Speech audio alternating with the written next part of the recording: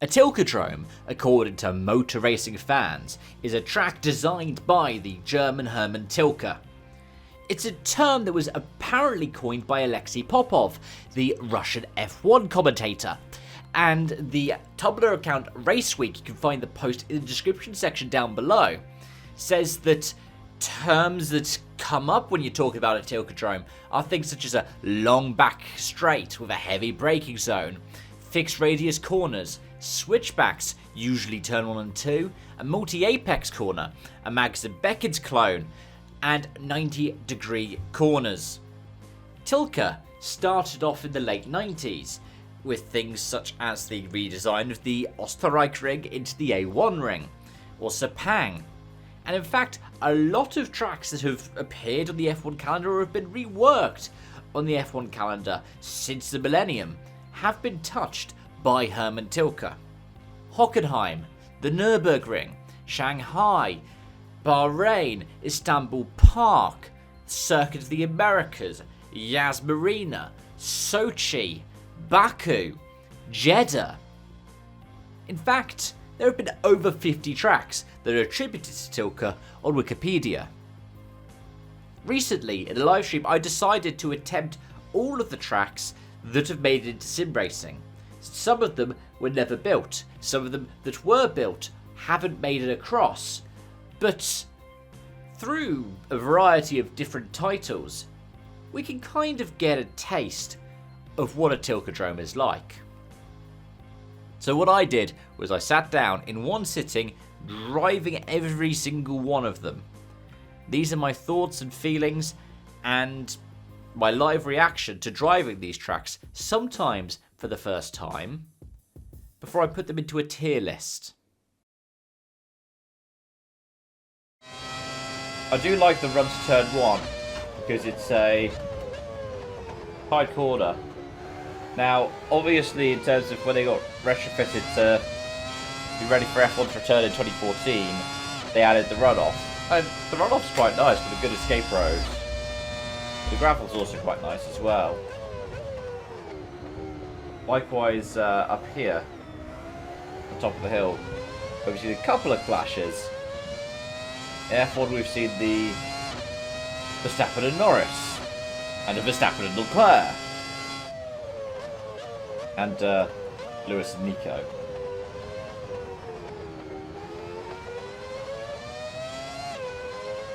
Down here we've got Lewis and Albon, and was it Checo and George?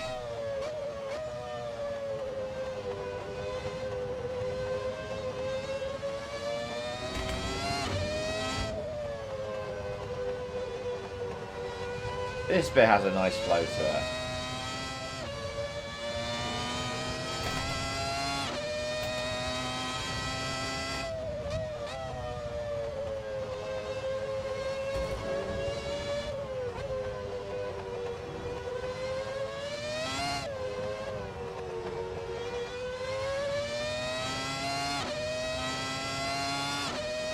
There we go. So yeah, running down to turn 1. The heavy braking zone, great overtaking opportunity. And it's two corners that flow really nicely together. You can see a lot of battles. Back in the day, a lot of crashes. Especially since it was typically either near the start or the end of the season.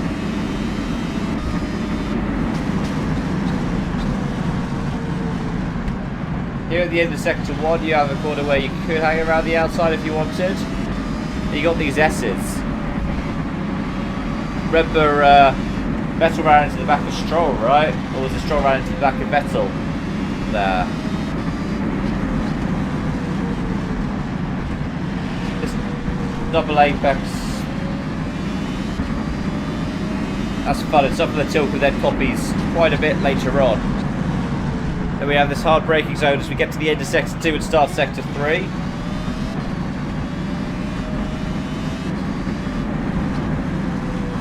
Yeah, another corner which is wide entry, wide exits. Nice fast flowing section, which tightens up quite nicely before you get the final couple of bits. supporting pit lane. I remember WTCR used that one when they raced here. They used the alternate start line there as well. Then around the final corner, a heavy braking zone into another fast train that goes into a heavy braking zone. It's all the time that sets the world on fire, but it's still fun nonetheless. I don't know for the life of me what's going on with Seoul, because it's meant to be midday.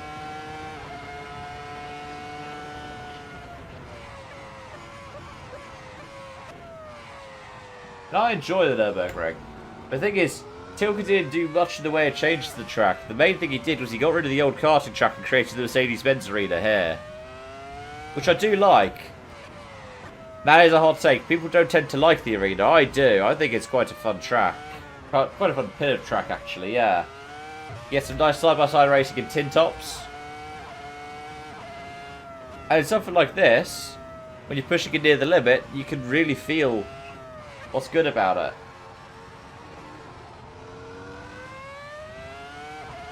But the thing is, that's most of what Tilke did to the track.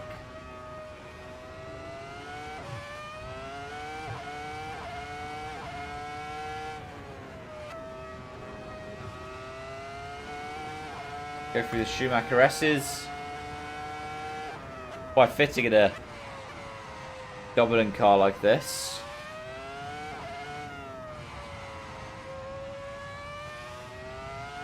We're doing the GP version, which I prefer the GT one. The GP version's got this chicane.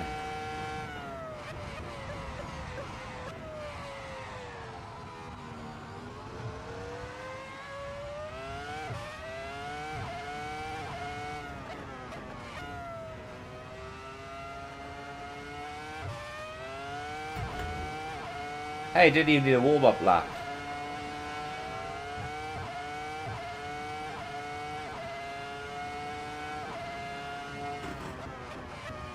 You've got this first corner which is very deceptive, and it's always been deceptive, but yeah. And it was redesigned because they couldn't really afford to keep going off into the forest like they had there. It wasn't particularly safe. We managed to keep the high-speed nature of it, the old 2-minute lap time, through this new curve.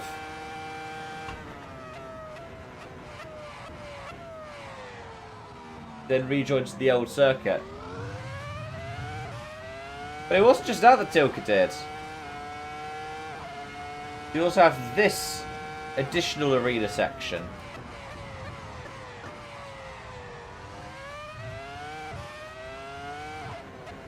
And from there, it's not much new. The rest of it follows what the old track had.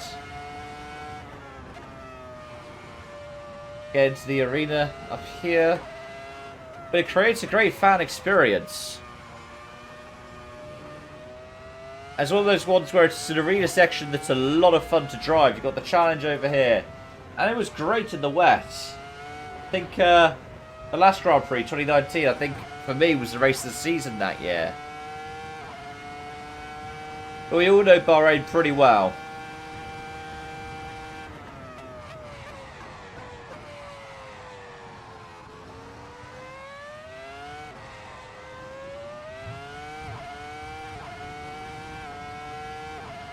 We originally started off as a day race and it was getting too hot. Then in 2014 it became the second night race, joining Singapore. Now, I think originally the track was a lot tighter up there at the top and they widened it out since. It has produced some memorable races. Checo's first win in 2020 when we had the outer circuits. The perhaps memorable for all the wrong reasons 2010 one on the endurance layout.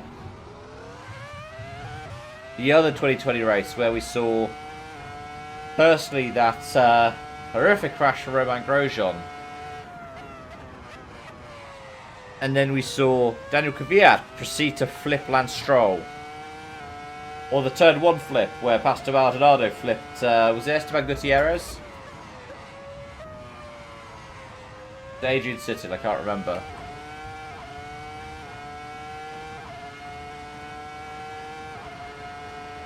Now, I do like this track, and it holds a bit of a soft spot for me for the F1 games I played as a kid, 05, 06 Championship Edition.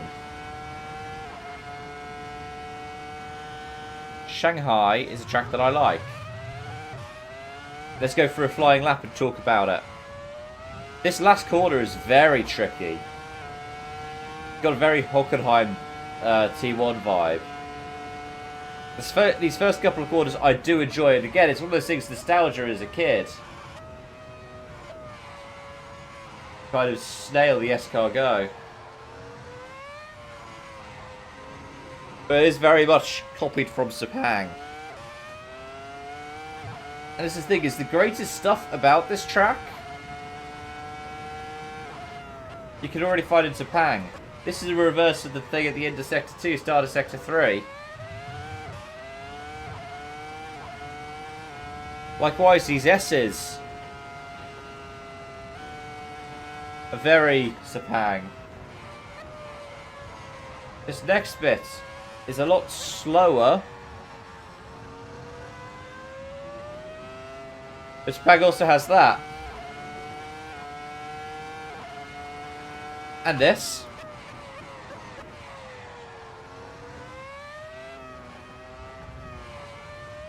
For the Lotus corner here, which is slightly banked, was something that stood out for Shanghai. And this absolutely gargantuan back straight. How many silly moves and incidents have we seen down this straight?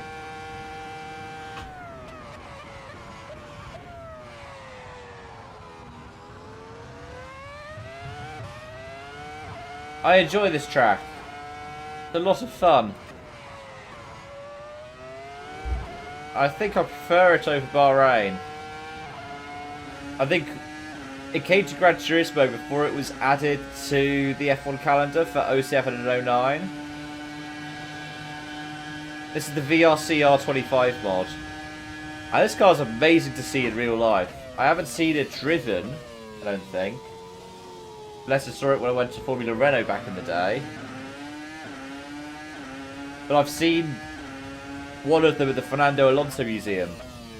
And Fuji here, I like this bit. And what Tilke has the brief of doing of Fuji in 2004-2005 is essentially going to Japan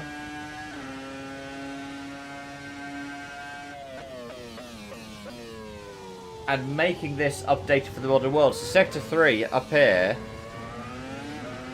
is the Tilke bits. You get a bit that's a bit slower, a bit more technical. But in a way you don't really see in other tracks. I like this bit where you get a slow flowing corner into a 90 left.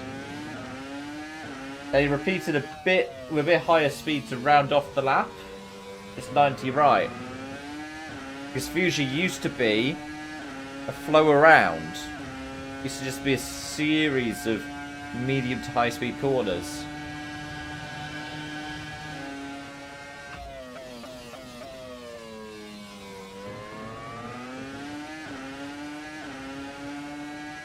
But I like this bit. It's got so many unique things.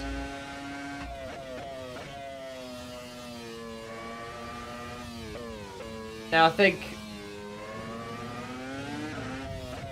what sets it apart for me from something like Sepang is the racing.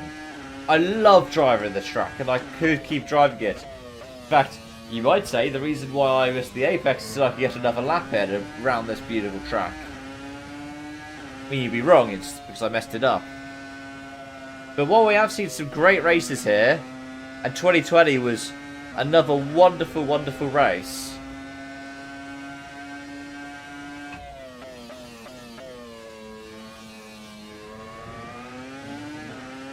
it's not the most racer-friendly track. You can't go side by side most of the lap. I know Lewis Hamilton, GP206, sort of proves my point different.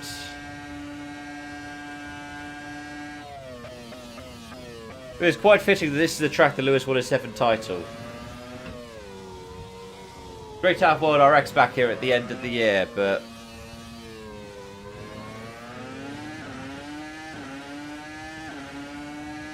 I think we know where this is going to have to go. Have a go at a lap around here. So I enjoy this car. I've been doing like the Chicago street circuit in it. It's a lot of fun. Turn 1 and 2 throw really nicely. I'm pretty sure the runoffs were part of the renovations as well, instead of it being all gravel tracks.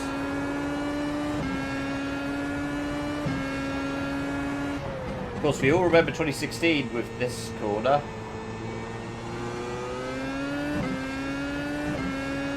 So, this corner's had a lot of names. Sayat at one point.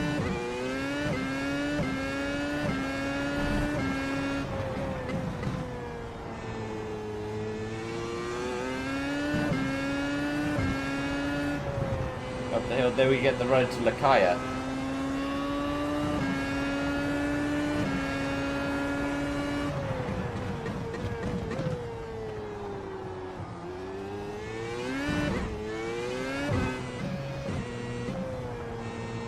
I did like that little bit. I also like this bit. It adds a bit more of a low-speed part to the track. Of course, it was a change that was done in the name of safety.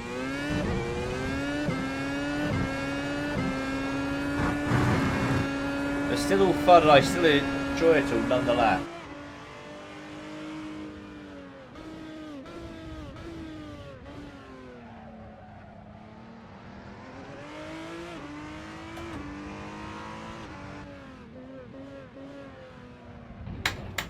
Slovakia is even a newer country, in theory. You still got Slovakia Ring, which has had so many different World Championship events.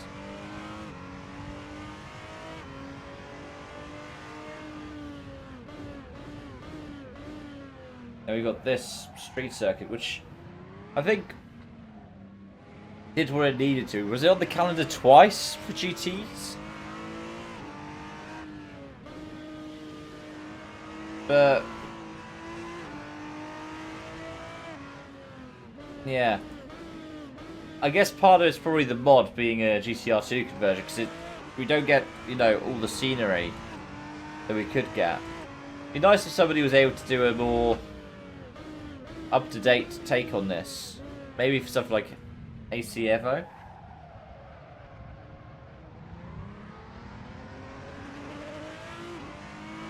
I think Tilke met the brief on this one. But given that in this car, in an MC12, it's a 119. We are here at Nelson Piquet Jr. at the Marina Bay Street Circuit in Singapore.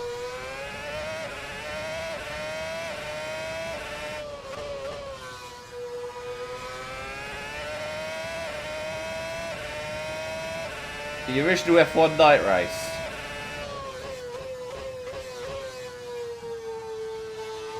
And honestly, I think this is another track that gets rightfully the title of Modern Classic.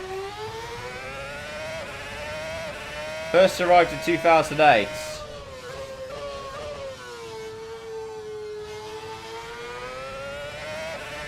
was won by Fernando Alonso in dubious circumstances, involving his teammate.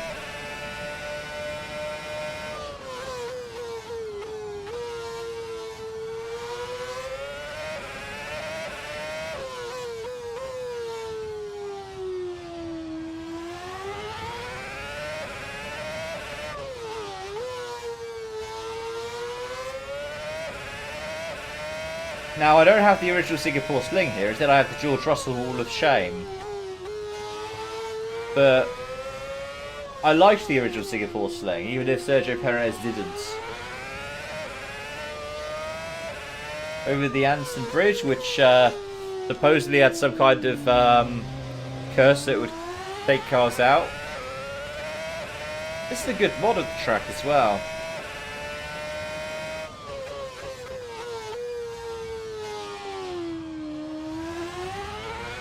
Now I have decided to run the older version because the renovations to the marina and the loss of this section was meant to be only temporary. Do not loop it, do not loop it, do not loop it! Alternate history time. But I liked this little bit.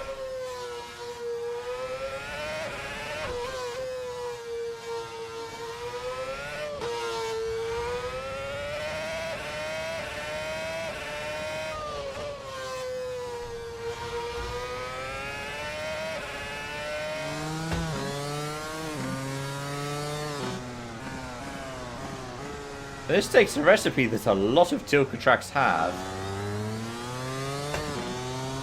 and puts it into the karting world.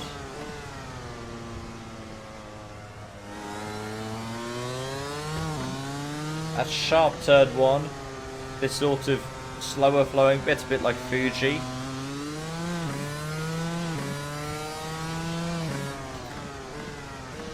Now I don't know what kart races particularly look for. Though I know a few people who've done karting in their time or coach it.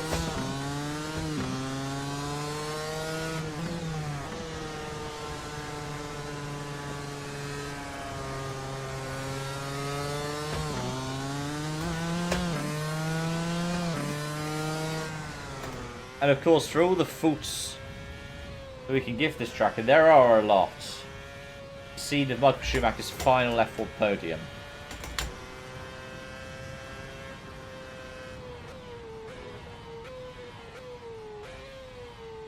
There's a podium that's, I think Alonso won as well.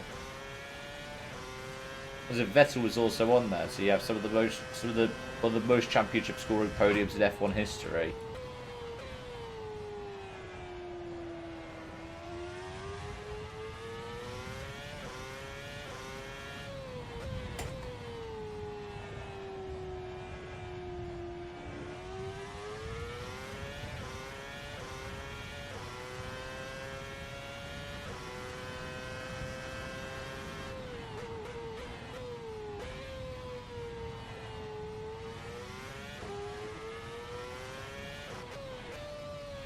Now, yeah, this track has been all but abandoned. It's a bit depressing to see when you see the images from it.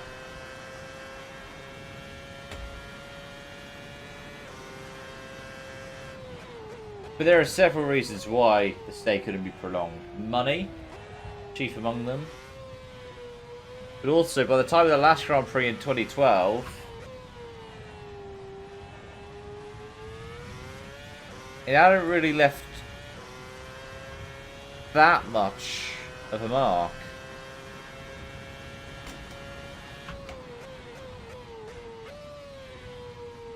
It's a shame.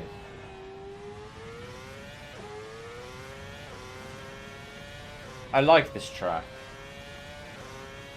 I would not want to race it, but it has some interesting challenges anyway.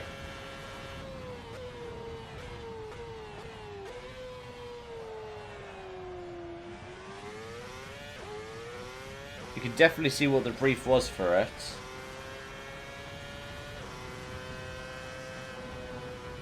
I think Tilke did exactly what was asked of him. Go for one more lap.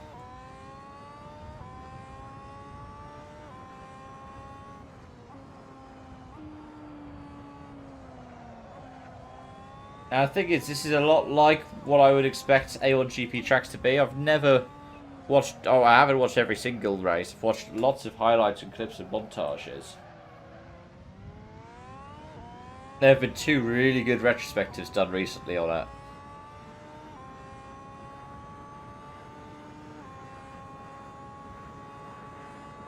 But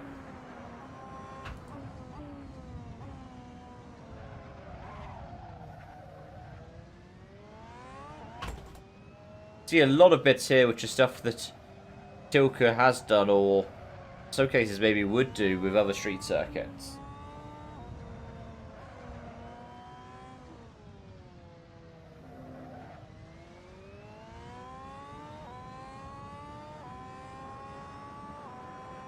So again, I think I'm about to put it somewhere.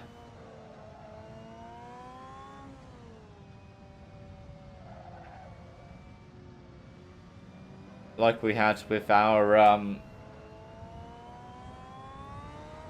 couple of our previous tracks. Was that a 119? It's the F1 finale track, which, as you will find with most F1 fans, I feel should go back to Interlagos. Interlagos should be either right at the start or right at the end. So one of the first couple of rounds, like it was in the early noughties, or the last couple of rounds, like it's been mostly ever since. This is the old version we're doing as well. It's not the extended 2021 version. So I don't have the massive cheese wedge curbs that at least they used in Rallycross. Oh, just bashed my middle finger off the downshift.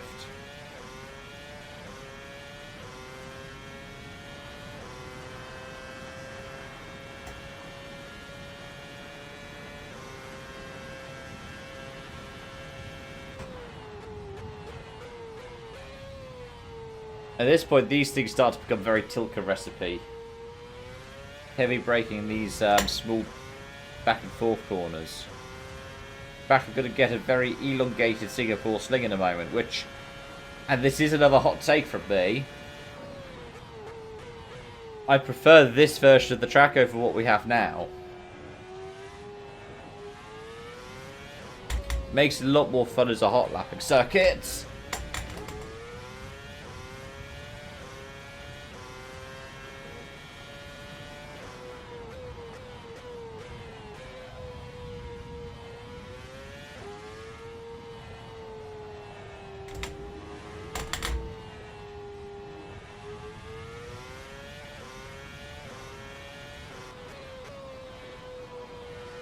Yeah, I think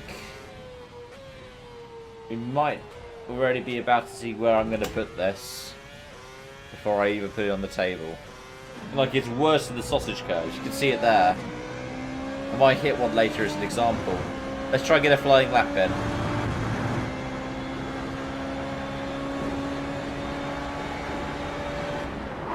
Brake of the 100 for turn 1, which is a tight left-hander, very Istanbul. This next bit's pretty Istanbul as well. Then we get into the bit that makes this what the track is, like how it responds to the elevation. You've got cambered and elevated corner as we're braking uphill for a tight left-hander. And this one is a bit of a unique style of corner. A bit tighter and a bit slower than the ones you get at places like Sepang. So is this. This is a bit like what we have at Shanghai or Sepang, but I guess also a bit like Istanbul, but it does its own little thing before we go into this really fast bit.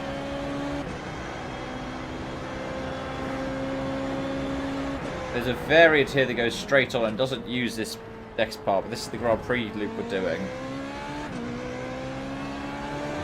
Makes it good for like second tier formulae, so something like this, the 3.5. It's got an off track there, but that's fine. Oh, this is a great driving circuit, and for racers, it's good when you're in a slower car. Maybe something like an FR 2.0 rather than the 3.5 as well. But we're coming to the end of the back straight towards the end of the lap. This is not an F1 track. You could not get a good F1 race there, I don't think. It is still fun, it is still nice. It still does a lot of good bits and pieces.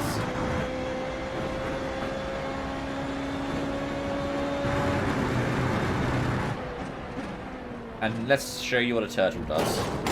There we go, that's the turtle. A track that was infamous at first for its pit exit, chucked you out pretty much onto the racing line. They had to redesign it. So it went all the way out there. To be honest, I like the redesigned pit lane. It's very fun. The old one was also fun, if not cursed. This tries to chuck together all the good Tilke stuff, and then it put the track in the middle of nowhere.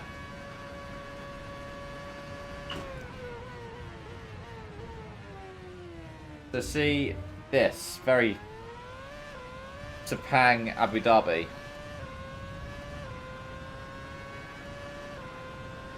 Next bit here is very Fuji for Istanbul.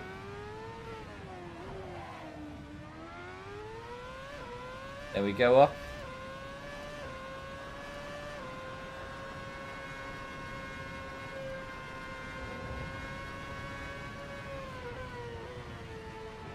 This bit feels very kind of a bit more Valencia-y. I guess the state of the circuit today means that it is very much like Valencia. So this part is probably the most standout-ish bit of the Yeongam circuit.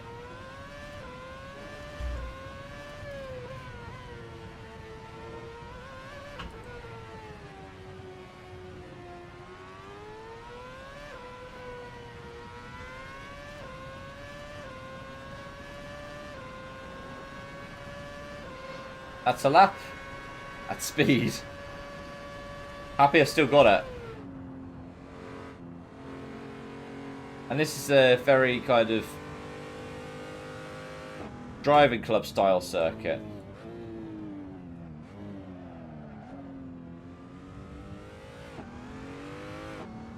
And having actually driven an M4 GT4 at Scari, I can tell you that this feels very similar to something like that. It matches the brief. Got some flowy corners that are quite fun in your track day car.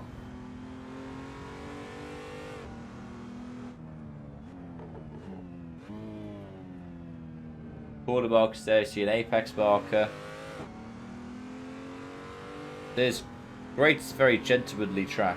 One for there we go, apex. It does everything that it should, like it lines it all up on the correct sides of the track so you know where you should be going.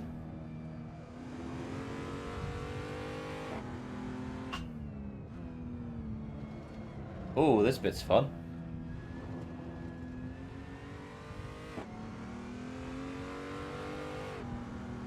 I say this all does exactly what it's meant to do.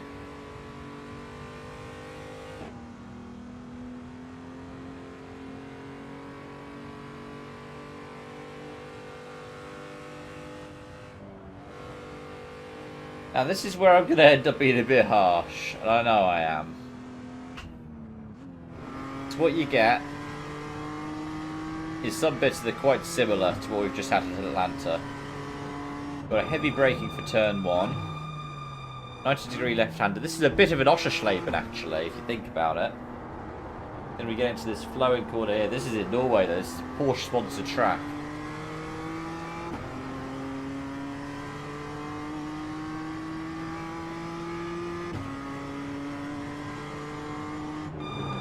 Brake at the 100. Don't let the rear step out. This teaches you how to ease off and have off throttle left. Let the diff do its job. Got to make sure you use the curbs right there.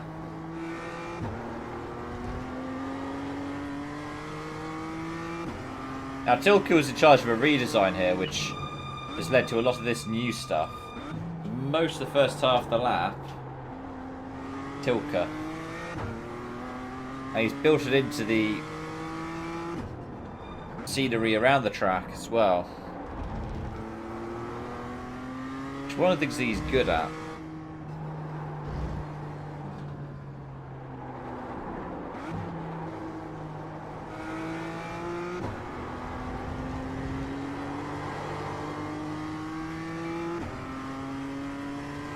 I do like Rudskogen.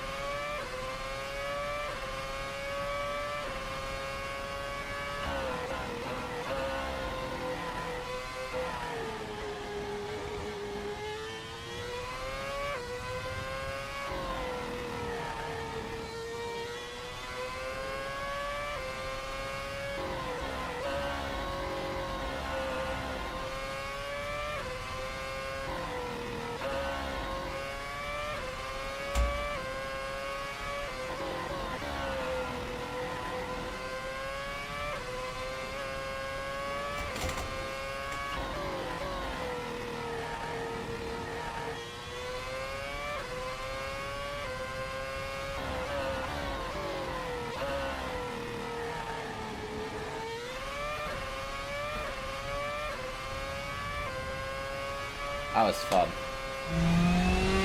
Run out wide. Now, that final corner is going to be very reminiscent of the bit. And this feels like something that later gets used.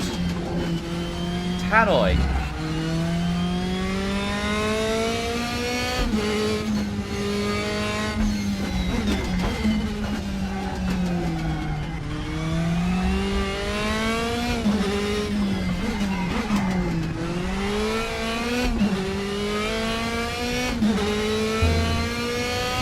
It hosted DTM and GT racing.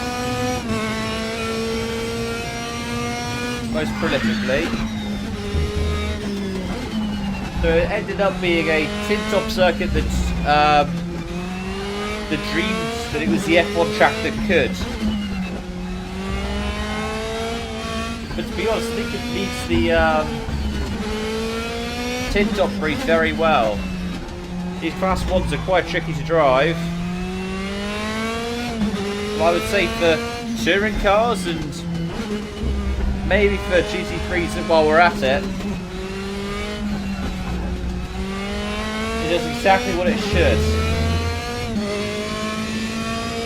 I mean, we're about to get one, maybe a mid-30s.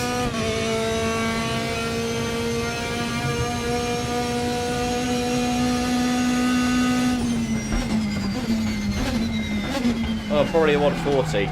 I think the record for DTM was a mid-30s, so shows you there's quite a bit of time to be found for me. This is the thing, is it's surprisingly similar to Moscow. Given that Moscow opened earlier, I think they were both designed around the same time. Makes you think of, you know, some of those old Cold War space race things where it's like, we have the American thing at home, and the American thing at home is like a much more functional version. This is very over the top, very extravagant. It's why you have the massive American flag, the massive Texan flag. But it does so many things unique. That kind of Max and Beckett sprint. It's the first time you get a proper Max and Beckett's tribute. You've got those sort of apex corners that Istanbul Park had. Of course, Istanbul Park drops off the calendar around here. You got this nice open stretch, a bit like what you've got in India.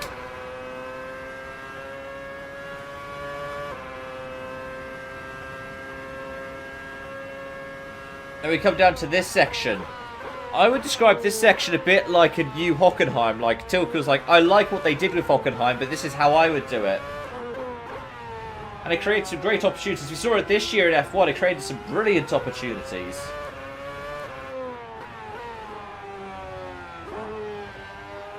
And it's designed with modern F1 in mind. And again, this bit is an inverse Turkey. And we knew that at the time. Turkey was dropping off the calendar.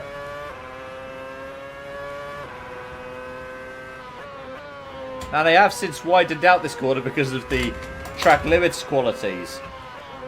But it's great nonetheless. I think this is another one that, whilst it gets the criticisms in some deserved ways, it is overhated.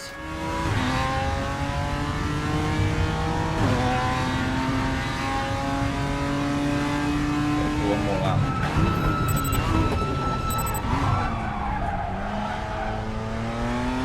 Turn right. This is not really designed to be raced on in the same way. This is a very kind of like Scary, if anyone's ever driven that.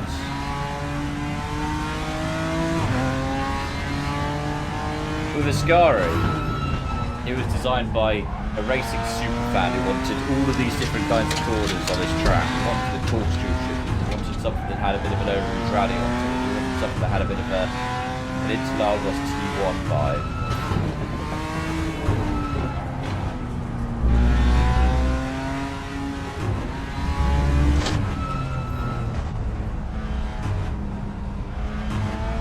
This, I think the elevation's a bit too much. Great for race room because with KW suspension being, you know, who they are, it means you really get the most out of how the suspension behaves, especially over the curbing and the elevation.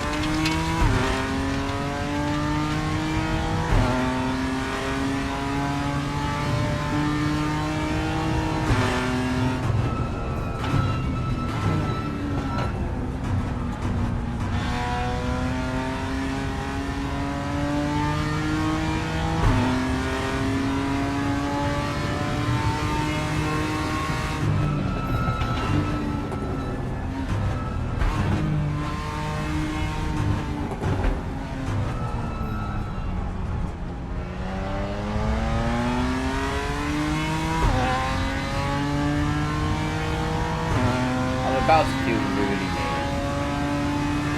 And this is one that's designed with a hybrid era in mind. Got the 2015 Ferrari, because that's an official car. But of course, the track first debuted in the 2014 season.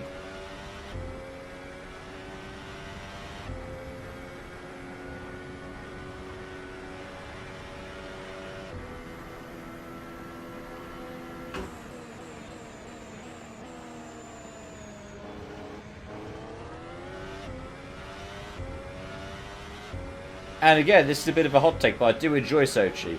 What's cool about this version is it's supplied by SMP. So we know it's a proper accurate version. Probably the most accurate version we're going to get in sim racing, at least for the foreseeable. Because this part of the track that's very street circuity is largely disused now.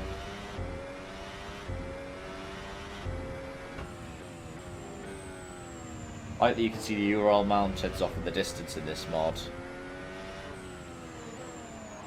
Now those flags used to be, it's now changed to be like SMP, Russia and BR Engineering. But they used to be like all of the flags of the Olympic Village, because this is the Olympic Park for the 2014 Winter Olympics.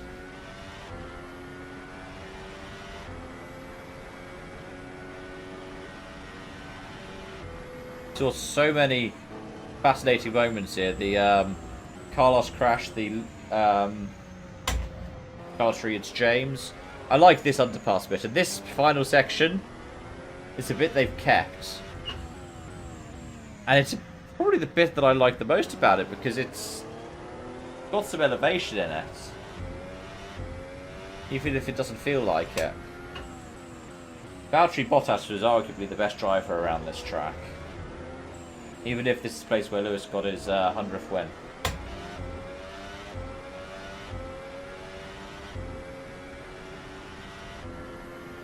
It's cool to have an official version of it in Assetto thanks to SMP.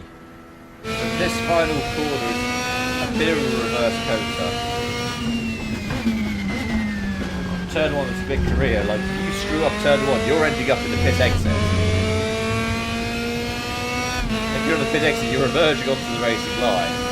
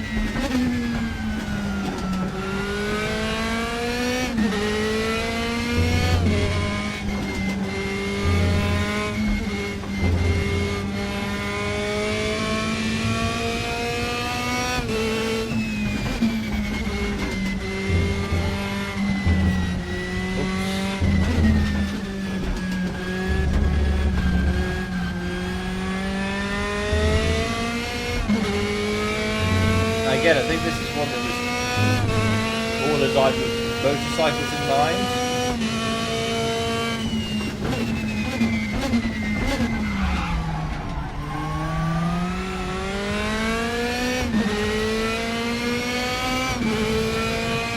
There we go. Autódromo Hermanos Rodriguez.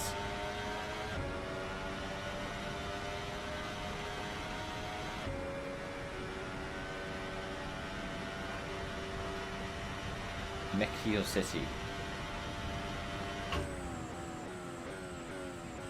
Now this part of the track is actually one of the older bits. The bit that Tilke redesigned is up this end. I really want this to be in iRacing soon, what with NASCAR 25 and this being on the Cup schedule for 2025. So this bit, where Verstappen picked up his penalties, this is the Tilke bit. And I like it. It's something you don't really see on the F1 calendar now. And this bit got a bit of a touch-up as well. The promoter pushing the car to the absolute limit, and as Verstappen and Norris proved, you can battle through here. Daniel Ricciardo proved it as well. Got some bits that are designed for the more DRS training battles. But one of the unique bits is the stadium section, which has a different layout for Formula E. Which is also quite a fun bit. So, Formula E layout is not a Tilke variant. The highest altitude track in the F1 calendar presents a lot of unique opportunities. And has some things that set it apart from the rest of the calendar.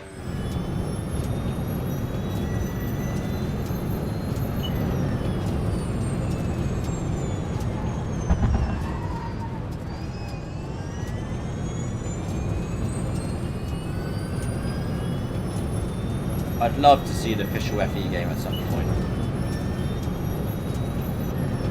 Especially since you've got 10 years of it now. I have all the different versions of Berlin. Both the London tracks. The Rome tracks.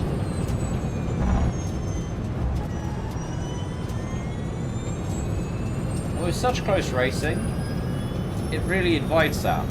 Also, if you can get the way that regen and stuff like that works right, that also invites it. Because you'd be able to be like, ah, this, that, the other.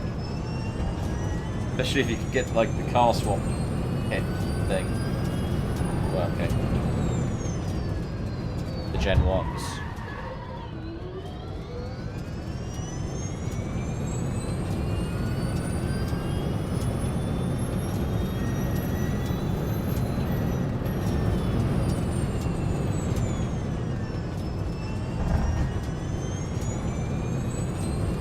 I know I'm not fast. I always struggle with finding speed in the FE cars. Especially in RF2 where the slip angle means so much. The lap was a 1:28.73. This one, funny, it's because of the way the downforce is set up on this car. This is like the highest of high speed straights in F1. If Bottas or Stroll has the speed record there.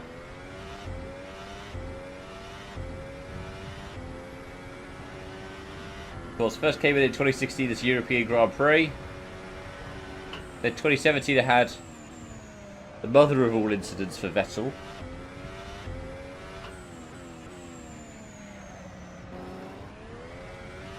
Where he drove into Hamilton into the safety car. We had Ericsson hit us. I am stupid. And a bunch of other interesting moments. Culminating in this year's one. Where Sergio Perez decided to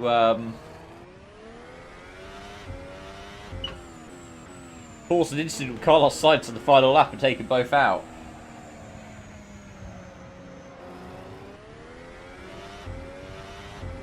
At a weekend where it was decided that Ricciardo was being dropped from RB in favour of Lawson. Not that Ricciardo knew that.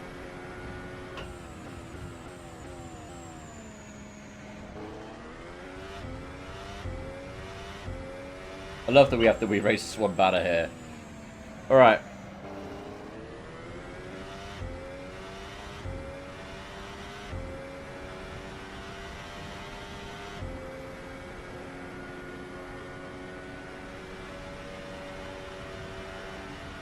Now, it was second time's the charm in terms of making a long-lasting street circuit here.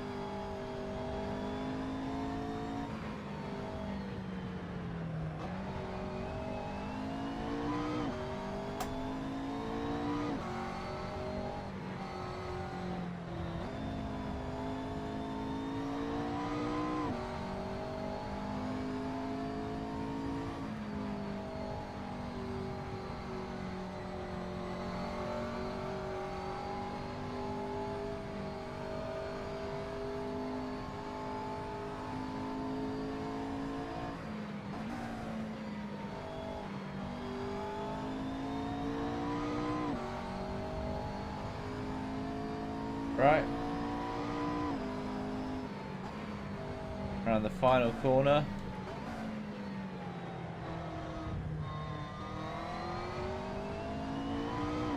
Cross the line. This is going to be like a 135.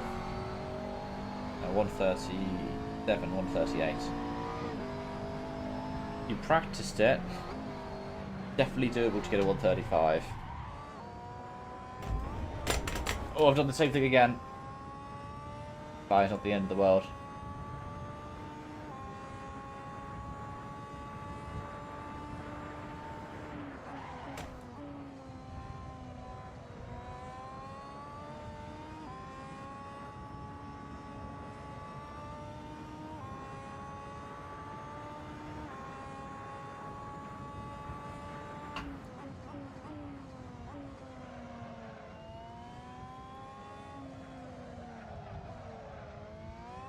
Hurry up. Second, third, fourth.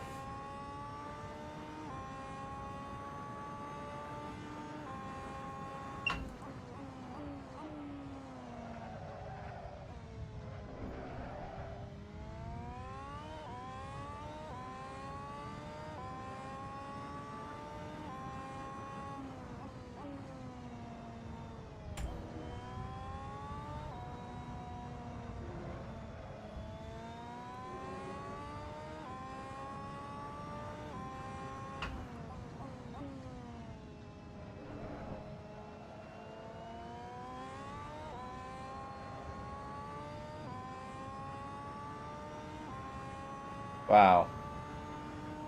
115? Okay, I'm going to get a 118. I do actively want to drive this thing. Come on, let's go. One more.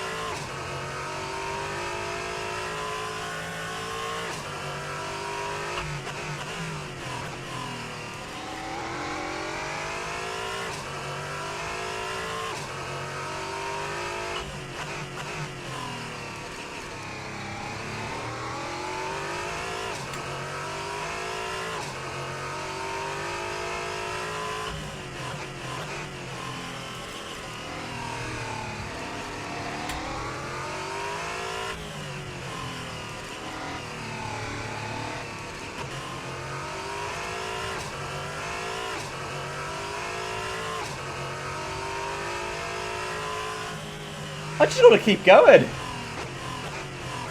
Like, with a lot of these tracks, if they're ones that I enjoy, it's because I've driven them before. I'm like, okay, I know I'm going to enjoy, say, well, I don't know, made by a fan of the track. Like the old, when I went to Ascari and I accidentally bricked my PS3, so I couldn't use the GT6 version I picked up from CEX. Instead, I was forced to use an RF1 version that didn't really understand elevation. I watched a Bosch GP on board. This very much carries the spirit of the track, but I doubt that there's a little bump like this. Is that pronounced in the actual track?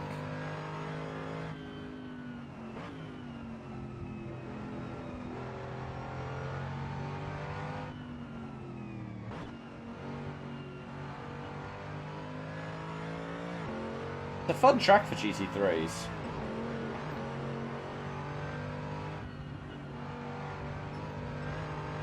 Got bits that are quite Algarve-esque. bits that are quite Tormo-esque, and then this bit. I don't think Tilke planned the F1 extension out. Very Aragon-esque.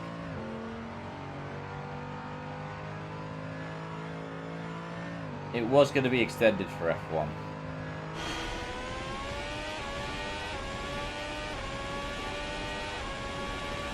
Go for one more lap.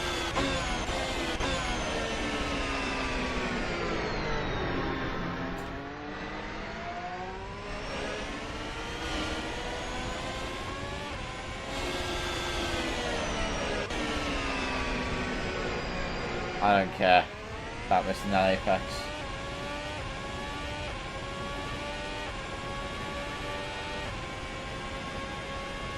It's again a bit like Baku.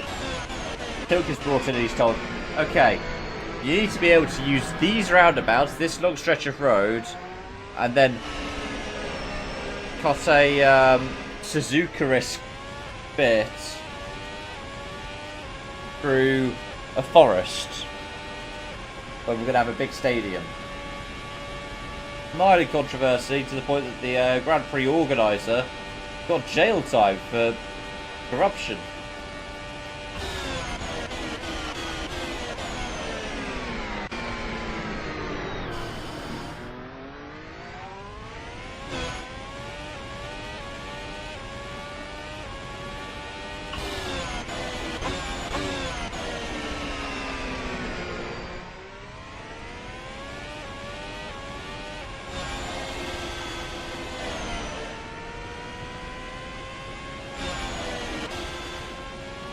Obviously, despite it making the F1 game in the end,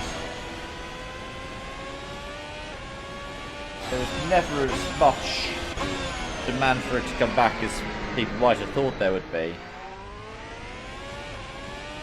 And it was helped by the pandemic to cover up the fact that it just would never have been actually ready to host a race.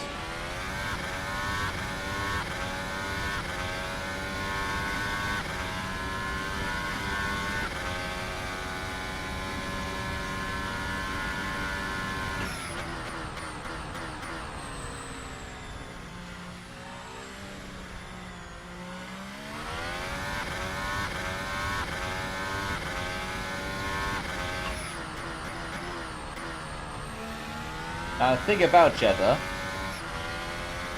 it was only ever meant to be temporary. It was always meant to be a street circuit. That's why it was allowed to have the walls as close as it is. Because the Qadiyah circuit that it is now, targeted for 2028, is meant to take over, I believe, as early as 2023.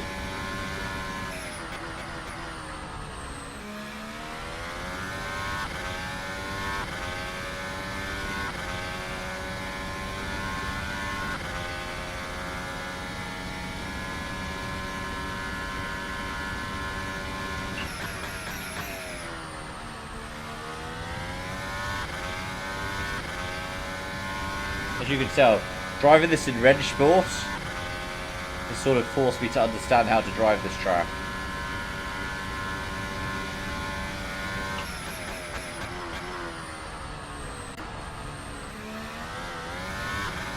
Now this track has produced a lot of memories. 2021 chief among them.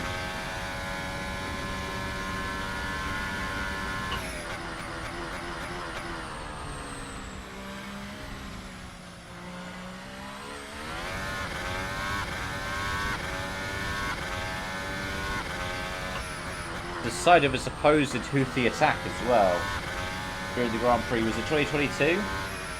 Or 2023?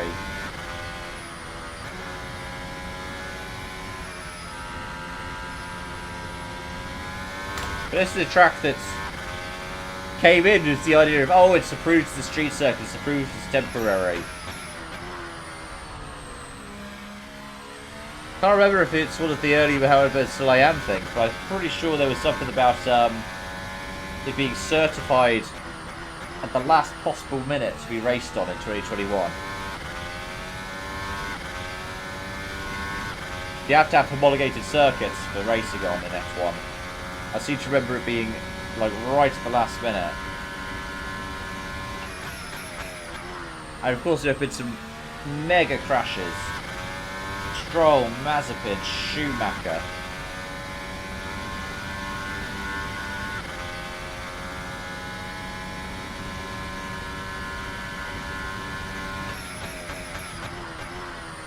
There's something about the vibes of this track that's just off. Like when I first saw it being designed, like, this is a permanent circuit that's designed to be masquerading as a street circuit. Designed for things like GT3s, TCRs. Do one more proper flying lap now that we've got a new track.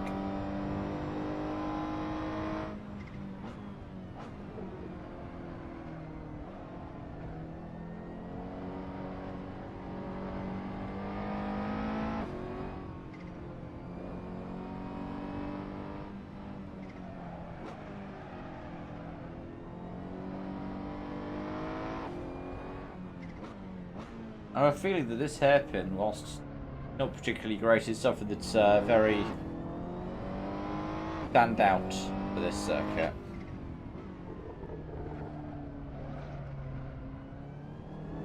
Likewise, this so at the end of the back straight, there's kind of a reverse final sequence at Aragon.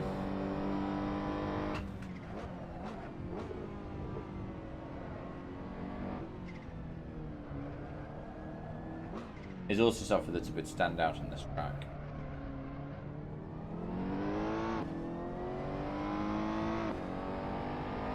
I can see why this produced good racing.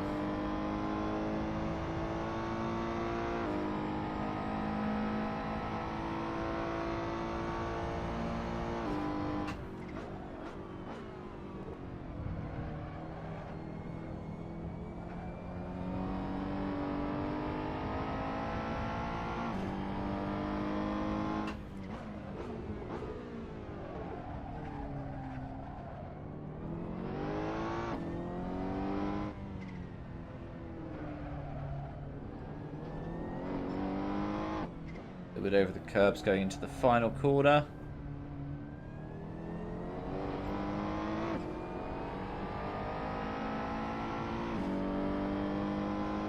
And what, 151? Cool.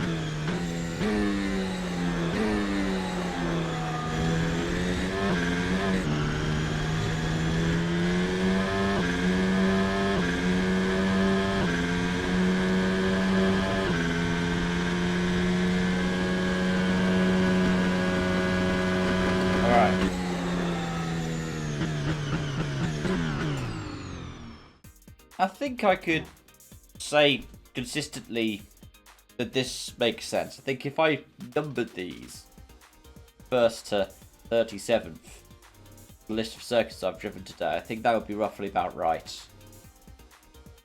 At the bottom we have Hanoi, which, well, less said about the better. Then we have Saudi Arabia, which can be fun, but was brought in under false pretenses. Barcelona follows, which is the quintessential bin track, to the point that it was a redesign that was so hated and panned that it's okay for testing, but has been binned for actual F1 racing since it's been done.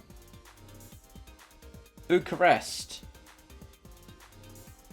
is ridiculously short for what it is meant to be, and is very much a product of its time. Then we have Bilster Berg, which is a gentleman's track that is meant to be like...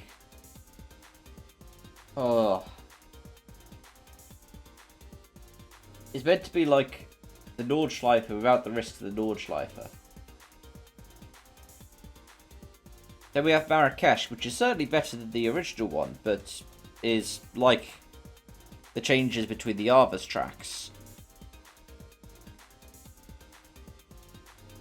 Then we have Vegas, which is another one of Tilke understood the brief, and he's done exactly what he needed to do. But it's special for its spectacle. A night race around the Vegas Strip. Sentinel is like Okayama, but it doesn't have things that make Okayama truly special. It has the stuff that's good about it, but not the stuff that's great. Likewise, Igora Drive does a lot of things that you would see in places that are higher up on the list, like Aragon. But it also doesn't do anything that is particularly special. Would have been better than Sochi with the extension, but that was not a Tilke thing, and it never got seen through. The Nurburgring extension, because it's a very minor addition to an already good track. Valencia is fun, but it doesn't have staying power. He's done what was asked of him, but that doesn't mean it's great.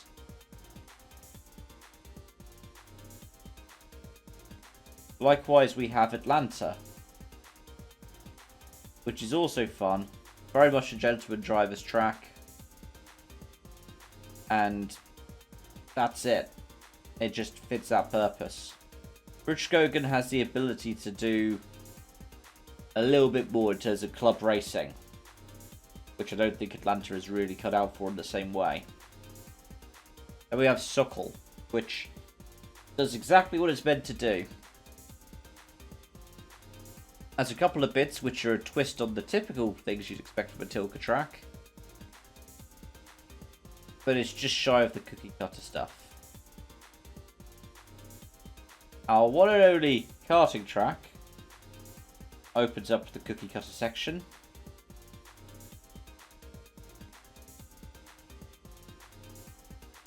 Because, well, it just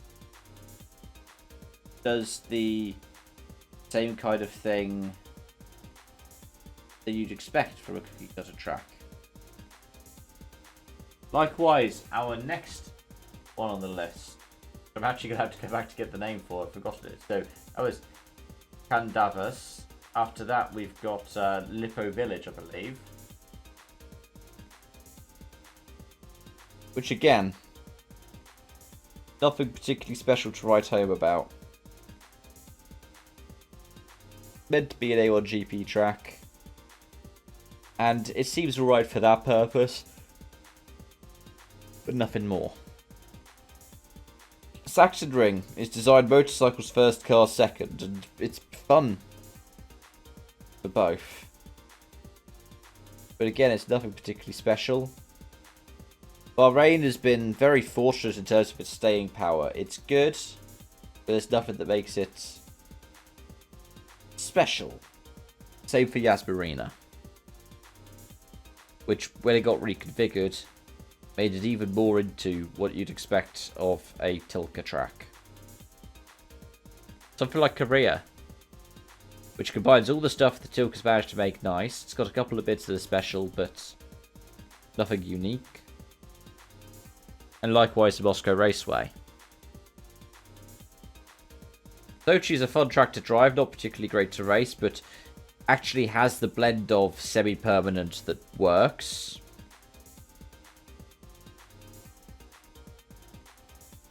Followed up by the track that was never actually built in the end, track of Bahrain, which is nice.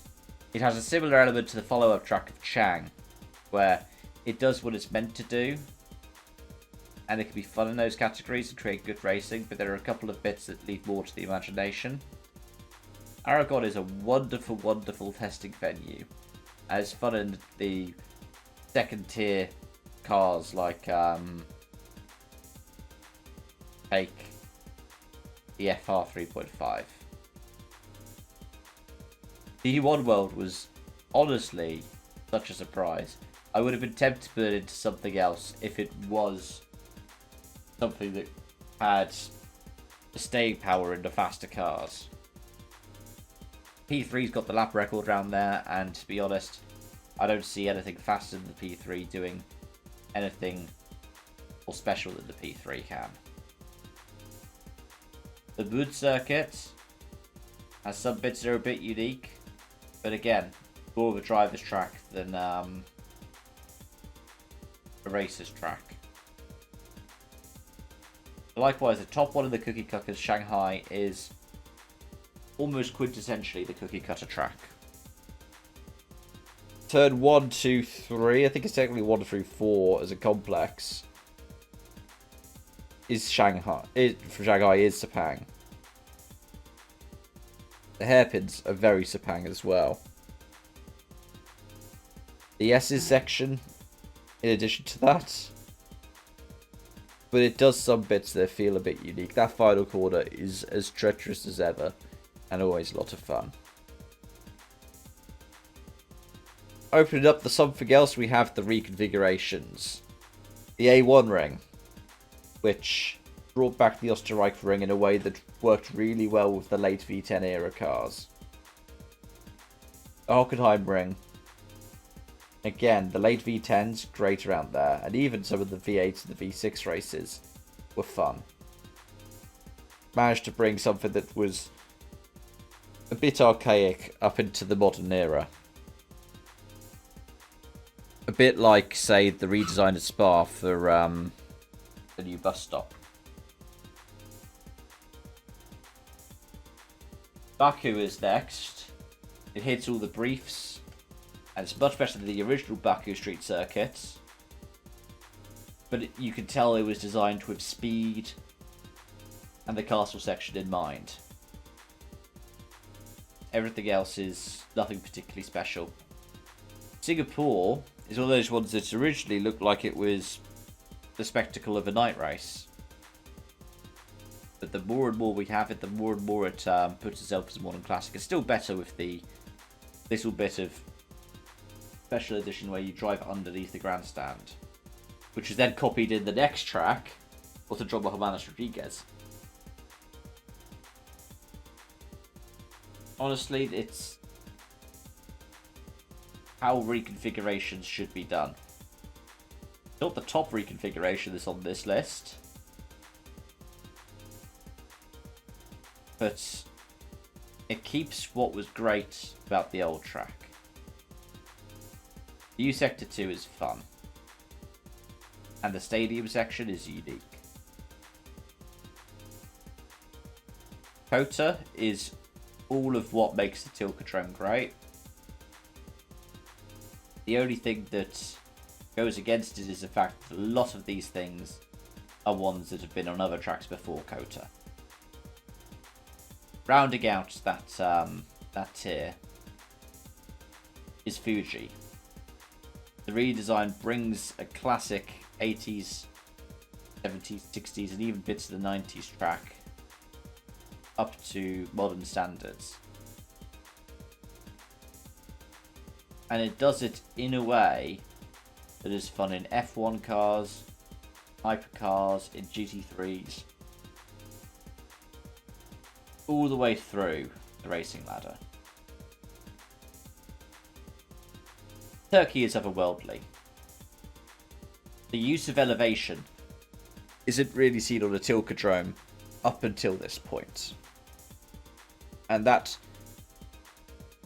triple left, quadruple left we have is still a special today.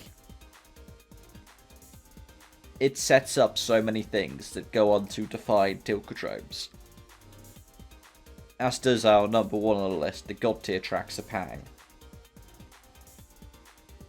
It has the long straights. It has the doubling back on itself sweeper corners.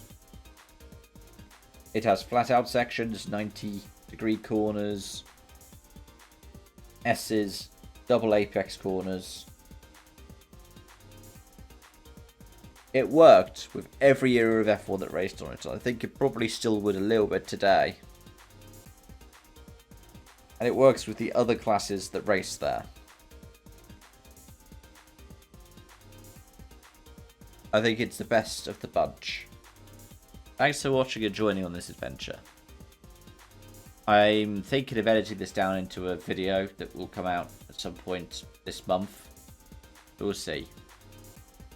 I was originally expecting this to take maybe 3 hours, maybe 4. It's taken nearly 5. Granted, I took a couple of breaks, did some other little bits and pieces. But yeah. As always, thanks for watching and joining, folks. And until next time, it's, well, bye for now.